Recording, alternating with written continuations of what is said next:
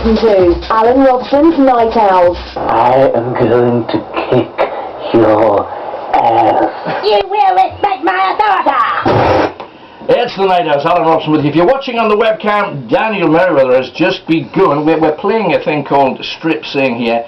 If he says or does anything that I remotely don't like, yes, to remove an item of his clothing, and the jacket is just gone. And by the end of his next song, he will be naked. I'm quietly confident. We're just hearing we've known the name, we've known the voice for a few years now, and I've just been thoroughly, well, frankly, insulting to him about how long it's taken. That's not him urinating, it's just a glass of water. And we could hear every drop. And it's taken you a hell of a long time to finally get to any place where the album is kind of tantalized, teasing. It's like a carrot on the end of a long stick to a donkey. It's been a long time, but the album's just about to be uncorked now.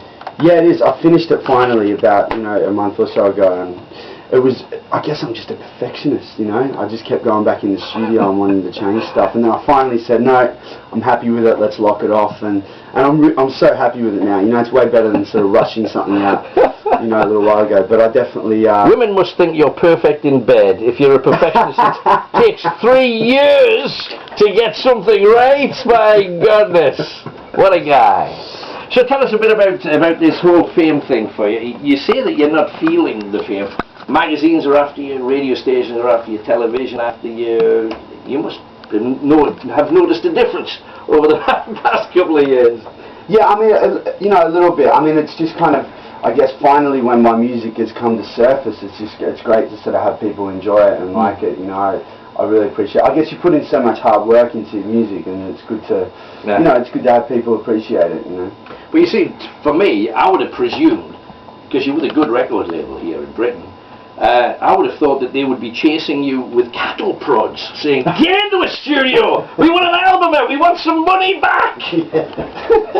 Well, luckily they didn't, because, who knows what would have happened. I guess that, it's kind of, it was good in that way, because I didn't really have that kind of, really harsh pressure. I think they kind of always trusted, that, Ronson was producing it, and we'd get it done eventually, and that kind of thing, and, so it was good that they sort of respected my creative space, I guess. I think really nice it's loosely filed under letting him get away with murder, I think is pretty... It's loosely filed under that. It's right next to that folder in the filing cabinet. Yeah. Right, now I want to ask you one or two stranger questions. A little bit earlier on, there was a challenge set that if you had to be a Disney character, which Disney character do you think is most like you?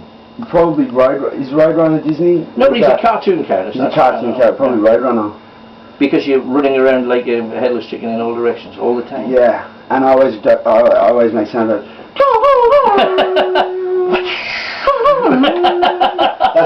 That's actually my dancehall klaxon, for anyone who's familiar with dancehall songs. The DJs drop that sound over. And I thought that was a perfect time to let you guys in on that. But yeah, Roadrunner, I think, Roadrunner. Okay. Other things we want to find out. I want to find out about your body, Daniel. Really? This sounds kind of odd. Well, it is. I'm doing this on behalf of Amy, who's next door, whose tights welded to her body while you were singing changed there.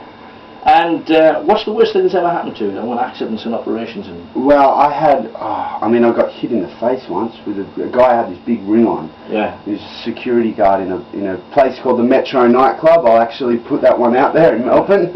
And I got into a little bit of a scuffle. And then these 3 security guards dragged me out the side door, and then just proceeded to sort of beat me up. And so I've got this scar on my face from one of their rings. I couldn't remember a thing that happened, and I came to it. It took me about 2 hours to remember what happened, and then I remember that they kind of dragged me out and beat me up, which wasn't really that nice. I'm sure I could probably partially deserve it to a degree. I mean, nothing's ever completely out of the blue. But no, I was young and stupid. Never again. I'm a grown man now. I'm not fighting. So what's your target now? What is it that you're after? What do you want for the end? By the end of this year, because we're into the end of the first third, really. So, what do you want to see happen by the end of 2009 that will let you know that you've done it? The thing that you want. What is it? I really just want to keep making music and be able to keep making music forever. If I can put another album out and be able to get back in the studio, that'd make me really happy. I also really want to build a log cabin. So Explain. the silence. The I was going to say in that's just what I want to do. in Spanish Harlem, I think. I'm not sure they're going to let you really. No, I might have to go a little further north.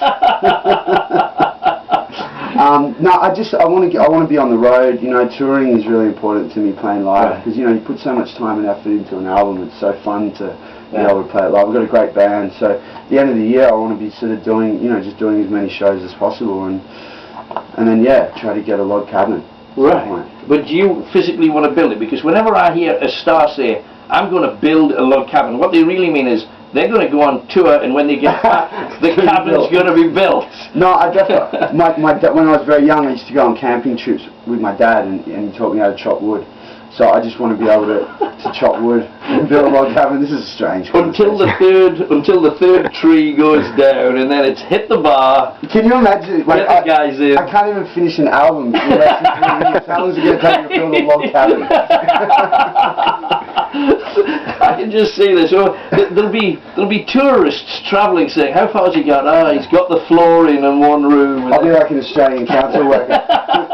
I'll do all the work on the smoko breaks. 15 minutes of work a day, and the rest we're sitting around drinking coffee and talking about life. Sounds like it. So, tell us about the album, because at the present moment we've heard scant few tracks. So, we keep hearing, and it's usually off PR agencies say, he has the soul voice of a legend, and all this really cool stuff. The singles have been absolutely fabulous. Red, the current single, is just absolutely amazing. So, and I know you're going to do that for us soon. What else is there on the album? How do you describe what you do then? Have you got a name for it? Well, I was really influenced by soul music growing up and R&B, but then I was really influenced also by folk music and a whole bunch of different influences in classical music. So I guess this album is really just me sort of wiping the slate clean, and sort of I wanted to sit down and write some great songs and get a great band to play them really simply, like sort of no bells and whistles and just good music. And I was lucky enough obviously to have Mark Ronson produce the whole album, and I enlisted the help of a great band called the Dap Kings, who you probably would have heard them on on Amy Winehouse's record, with Sharon Jones, and a lot of different things. So it really was just me kind of writing songs in between touring, and stuff, and then getting in the studio and recording what I've always wanted to make, which is an album full of songs. But it's pure. You can almost see you wearing an Otis Redding style two-tone suit and just getting up there and letting rip.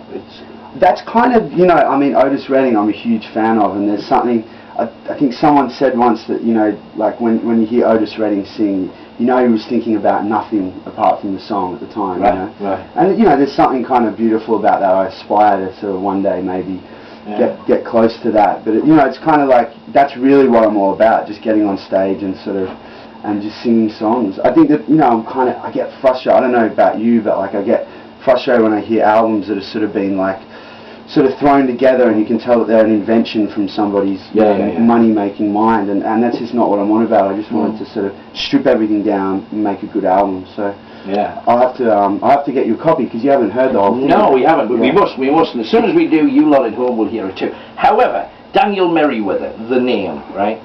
Now, if somebody came to me and said, Daniel Merriweather, you haven't heard anything that they do, describe them. I would say bowler hat, small horn-rimmed glasses. I would suggest a tight suit, but the trousers are just too short so you can see too much sock. That's what it is. Instead, we've got this roughy-tufty sex machine. He's a sex machine, everybody. Daniel Merriweather. Have you thought of changing your name into something more macho and Australian, like Buzz or something? I don't know about changing my name. I think it's too late. I don't think my dad would like it either. It's kind of his fault that I have such a gentlemanly name. Well, you do indeed. I do. Actually, I met the first Merriweather who's not directly related to my family. Does he have horn-rimmed glasses and trousers that are just too, you see too much sock? He doesn't. He was a black guy from Alabama. Yeah, it was and working in New York, and I was quite surprised, but obviously not directly related. I was going to say, did your dad get around a bit?